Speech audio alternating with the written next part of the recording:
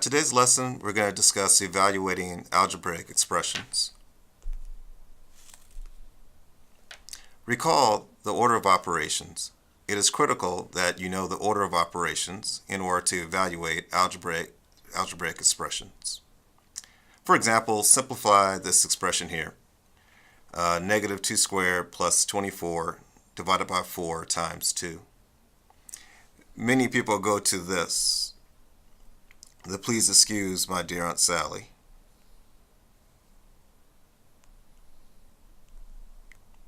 Or Petmus. But sometimes you don't have the parentheses. Then you have to go to the next step, which is exponents.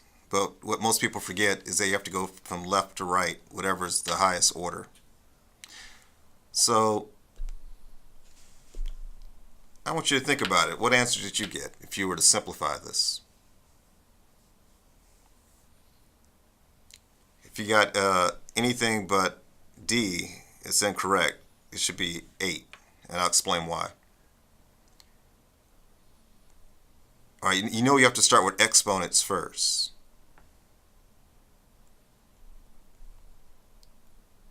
So we're going to look at this part first, the first operation you do. And this is a common mistake many people make.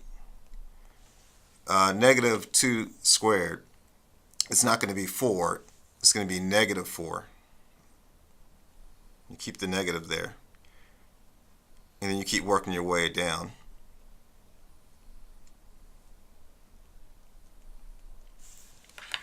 All right, so you take the next order of operation. You're not going to add because you have division and multiplication. But to my left, I have division, so I have to do that first. So we're going to take care of this operation. So you can get negative 4 plus 6 times 2. Before you can add, you have to multiply. So 6 times 2 is 12. And then you're going to add negative 4. When you add negative 4 to 12, you're going to get 8.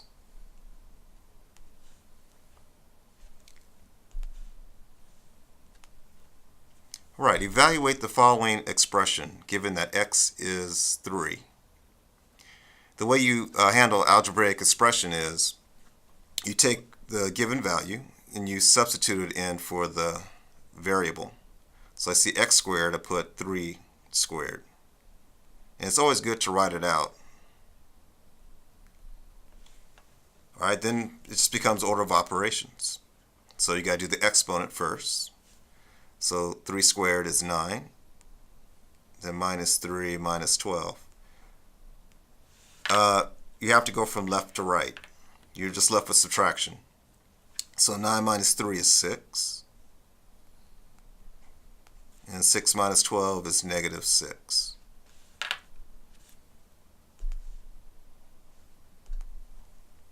All right, evaluate the following expression given that x equals 4 and y equals 2.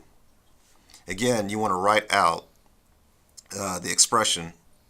So you have x, so you have 4, and that means division, divided by 2, plus 4y, y is 2, so that means 4 times 2, plus 3. And go from left to right. So 2 divides into 4 2 times. 4 times 2 is 8. And then you have plus 3. Addition is commutative. At this point, it doesn't matter if you add from the left or right. So I'm going to say 2 plus 8, that's going to be 10. And then plus 3, you wind up with 13.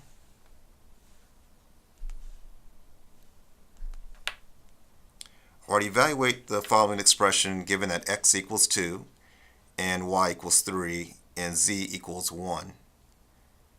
So again, just substitute the values. So x equals 2, we'll put 2 squared here, plus 2, y is 3,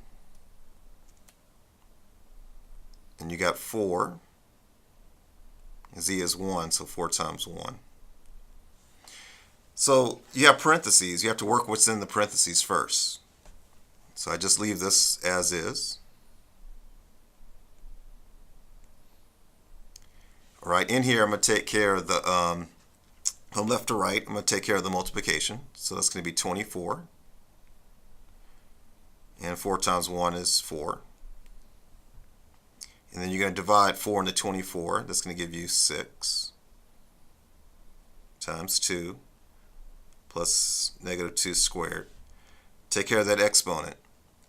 So that's going to be negative 4 plus 12. And again, we wind up with 8.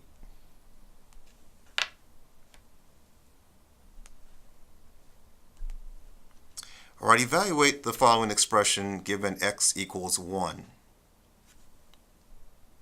So I'm going to put 2 times 1 squared plus 1 minus 3. And this stands for division. And you have 3 times 1 squared, 7 times 1 plus 2. All right, take care of the exponents first. 1 squared is 1, so you wind up with 2 times 1 plus 1 minus 3. 3 times 1 plus 7 plus 2. So you're going to wind up with 2 plus 1 minus 3. This is 3 plus 7 plus 2.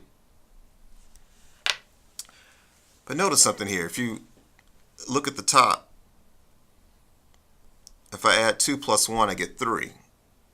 3 minus 3 gives you 0. So you're going to wind up with 0. At this point, it doesn't matter what's at the bottom, although you can add that up. That'll be 3 plus 7 is 10, 10 plus 2 is 12. But anytime you divide into 0, you're always going to get 0. Not the other way around, though. So the answer here will be 0. You can't divide into 0. That concludes the lesson for today.